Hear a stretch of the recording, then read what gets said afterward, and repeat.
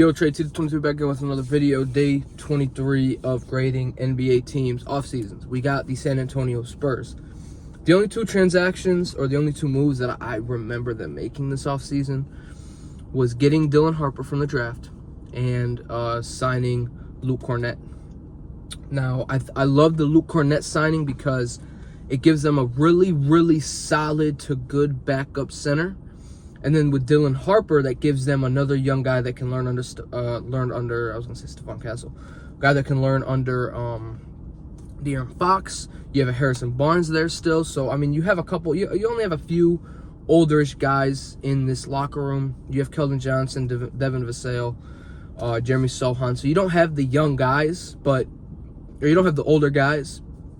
But I'm hoping they can sign one, maybe two, to help develop some of these younger guys. But the only problem, or the only thing that I could see being a little bit of a problem with this team is they have three guards, right? De'Aaron Fox, Stephon Castle, and Dylan Harper.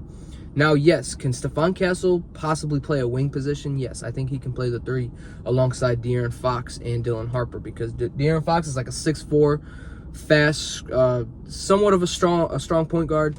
Stephon Castle is like 6'5", 6'6". He got a little bit of muscle and he's extremely athletic. Dylan Harper is more of an all-around type of point guard. Really good on defense. He's got like a 6'5", 6'6" frame. I'm pretty positive he's like 6'5", 6'6", just like Stephon Castle. So I think they can make it work, because I remember during the bubble, you had Chris Paul, Dennis Schroeder. It might not have been during the bubble. It might have been no, it was the bubble. Dennis Schroeder. Was he? I can't remember if he was on that OKC team, but Dennis Schroeder, Chris Paul, and Shai Gilgeous-Alexander were a solid three-guard lineup, and it was a really good lineup for OKC.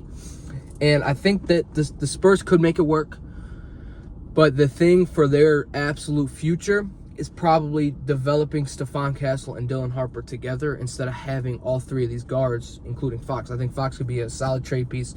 They did just extend him, so he's going to be there probably all this next season. If it doesn't work, I think he's going to be the guy to get traded, because he's still an all-star type guard, still an all-NBA type guard, still a guy that can give you 25 and 7. Really good mid-range shooter. He struggled a little bit last year, but he was injured. He was injured quite a bit last year. But San Antonio Spurs, I'm gonna give them like a A- to a B+, just because they didn't make any significant changes outside of doing what everyone thought they were gonna do, and that is draft Dylan Harper with the number 2 pick. And they signed Luke Kornet, which is a really, really good backup center for the San Antonio Spurs. I like the Spurs team. I think they can make a playoff push. Do I think that they're going to be a really good playoff team? No, they're going to be a really fun team next year. I think Dylan Harper, it's going to be between Dylan Harper, if he gets the minutes, and Cooper Flagg for the guy that's going to win Rookie of the Year. And yeah, I think it's just going to be really fun for the Spurs next year. We get to see, hopefully, Victor Wembanyama healthy. He is going to 1,000% be my Defensive Player of the Year. Like, if he didn't get injured, he was going to be Defensive Player of the Year this year.